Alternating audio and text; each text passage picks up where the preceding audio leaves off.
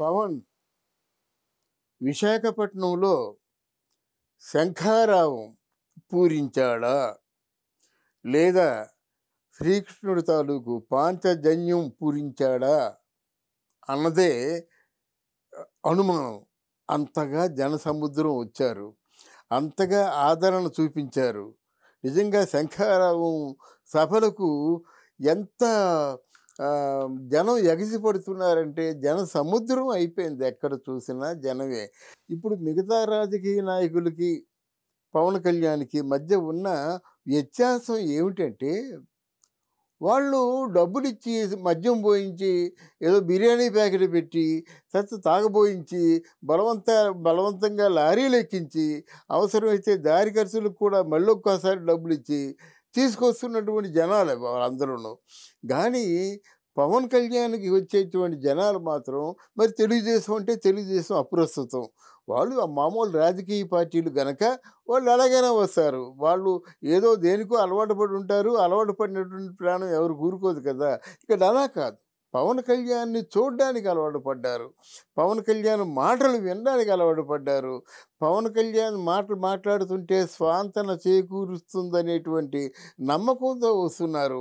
ఆడబిడ్డల్ని, ముసలి వాళ్ళని, చిన్నపిల్లల్ని పవన్ కళ్యాణ్ గౌరవించే తీరుని బట్టి వస్తున్నారు. తర్వాత ముఖ్యంగా పవన్ కళ్యాణ్లో ఉన్న నిజాయితీ బట్టి వస్తున్నారు.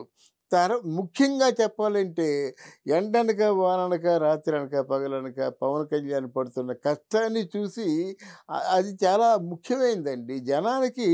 జనాల మనసులో ఒక సింపతి చోటు చేసుకోవడం అన్నది చాలా గొప్ప విషయం. అటువంటి అద్భుతమైన సింపతిని చోటు చేసుకున్నాడు పవన్ కళ్యాణ్.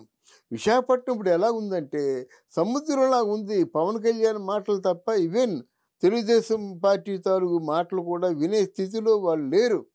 వాళ్ళల్లో పశ్చాత్తాపం కొట్టొచ్చేలా కనిపిస్తుంది. మా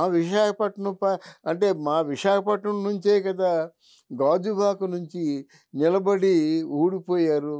మేమే కదా తప్పు చేశాము, ఓట్లు వేస్తామని ఎందుకు ఆ సమయంలో మేము ఇలాగా మైమరిచిపోయామని రకరకాలుగా బాధలు పడుతూ బహిరంగ క్షమాపణలు చెప్పుకుంటూ ఈసారి పవన్ కళ్యాణ్ని ఎలాగైనా గెలిపించాలన్నటువంటి కంకణం కట్టుకొని ఉన్నారు విశాఖపట్నం ప్రజలు. అందువలన విశాఖపట్నంలో పవన్ కళ్యాణ్ తాలూకు సభలకి అంత ఆదరణ పెరుగుతుంది. ఇంకా పవన్ కళ్యాణ్ సభలేమిటి, పవన్ కళ్యాణ్ తాలూకు అధికార ప్రతినిధులు కొంతమంది ఉన్నారు. ఆ రజని, తర్వాత రాయపాటి అరుణ, ఇట్లాంటి కొంతమంది ఉన్నారంటే వాళ్ళు చాలా చక్కగా మాట్లాడుతున్నారు. చాలా అంటే ఒక నాయకుడికి ఉండవలసిన లక్షణాలు వాళ్ళకు ఉన్నాయి. రేపు పొద్దున వాళ్ళు సీట్ ఇస్తున్నారో సీట్ ఇవ్వడం లేదు, వీళ్ళు సీటు ఆశిస్తున్నారో లేదో తెలియదు. కానీ బట్ ప్రజల్లో మాత్రం చాలా గౌరవభావం ఉంది, చాలా నమ్మకం ఉంది. ఎందుకంటే రాజకీయ నాయకుడికి ఎవరికైనా సరే గ్రౌండ్ లెవెల్లో ఉన్నటువంటి నగ్న సత్యాలు తెలియాలి. ఆ గ్రౌండ్ లెవెల్లో ఉన్నటువంటి అఘాయిత్యాలు, అసాంఘిక శక్తులు ఏమిటో తెలియాలి. తెలిసినప్పుడే వాటికి పరిష్కార మార్గాన్ని చెప్పగలుగుతారు. కానీ ఒకవేళ తెలియకపోయినట్టయితే వాళ్ళు మామూలుగా అందరు ముఖ్యమంత్రుల్లాగే ఉంటారు, అందరు మంత్రుల్లాగా ఉంటారు. They should go deep in to the skin. అంటే చాలా లోతులకి వెళ్ళి అధ్యయనం చేయాలి. ఇక్కడ నీరు రాలేదు, ఎందుకు రావటం లేదు, ఇక్కడ అన్ఎంప్లాయ్మెంట్ ఎక్కువగా ఉంది, ఎందుకు ఉంది, అలాగే ఇక్కడ మన స్కిల్ డెవలప్మెంట్ అంటే ప్రెమిసెస్ లేవు, ఎందుకు లేదు, ఎవరు పెట్టలేదు, ఇక్కడ ఇంజనీరింగ్ స్టూడెంట్స్ ఎంతమంది ఉన్నారు, ఎందుకు స్కిల్ డెవలప్మెంట్ ఇన్స్టిట్యూషన్ లేవు.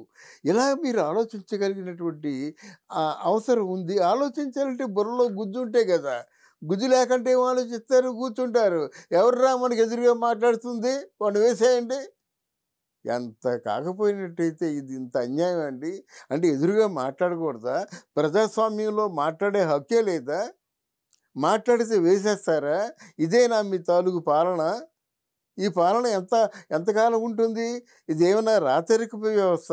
వెంటనే నచ్చని వాళ్ళని ఉరి తీయడానికి, నచ్చని వాళ్ళని జైల్లో పెట్టడానికి మనకు ప్రజాస్వామ్యం, మనకు కాన్స్టిట్యూషను ఇవన్నీ ఉన్నాయన్న విషయం మీకు తెలీదా? నిద్రపోతూ ఏదో శాసనాలు చేసినట్టయితే ఆ శాసనాలు ఏమవుతాయి? తిరిగి మీకే చుట్టుకుంటాయి. ఒకడిని ఒక తప్పు చేశాడని వేలెత్తి చూపించినప్పుడు ఆ తప్పులు మీరు చేశారు కదా! ఒకడికి ఏదో శిక్ష వేశామని చెప్పేసి మతాపాలు కాల్చుకున్నప్పుడు రేపు మీకు శిక్ష సిద్ధంగా ఉంది కదా! మరి మీరు మాత్రం నేరాలు చేయలేదా? రోజా మతాపాలు కాల్చుకుంది. ఈ ఎన్నికలు అయిపోయినంటే రోజా జైలుకెళ్ళిపోతుంది. అలా ముఖ్యమైన నాయకులు, ముఖ్యమైనటువంటి అవినీతికి పాల్పడ్డ వాళ్ళందరూ కూడా జైలుకి వెళ్ళాలి. మీరు నేర్పిన విద్యే కదా నీరజాక్షి అన్నట్టు. వాళ్ళు ఎలాగైతే జైల్లో పెట్టారో మిమ్మల్ని కూడా అలాగే జైల్లో పెడతారు. ఎక్కడైనా అంతే. ఎక్కడైనా అంతే. అది తెలంగాణ కావచ్చు, ఆంధ్ర కావచ్చు, ఎక్కడైనా అంతే అని చెప్తున్నాననమాట.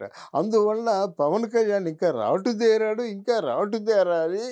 మొహమాటాలకి పోకుండా, సిఫారసులకు పోకుండా, తన స్వంత బుద్ధితో ఆలోచించి, తన ఇష్టదైవం ఆంజనేయ స్వామిని నమ్ముకొని కొన్ని అంటే మీకు ఇక్కడ నాకు ఎక్కడ తేడా వస్తుందంటే, మరి ఎవరు ఆయనకి రాంగు సజెషన్స్ ఇస్తున్నారో, అడ్వైస్ ఇస్తున్నారో నాకు తెలీదు గానీ, 40 సీట్లు ఎందుకండి? ముందు మీరు ఎన్ని గెలవగలుగుతారో అన్ని సీట్లలో గెలవండి.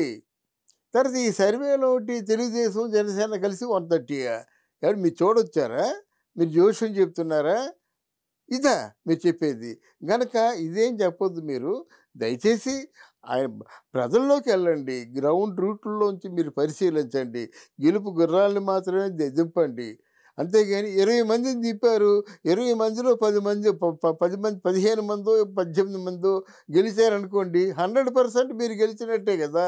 మీ మాటకి విలువ ఉంటుంది గదా! తెలంగాణలో ఏమైంది? మీ పార్టీ వాళ్ళందరూ ఏమయ్యారు? డిపాజిట్లు ఎందుకు రాలేదు?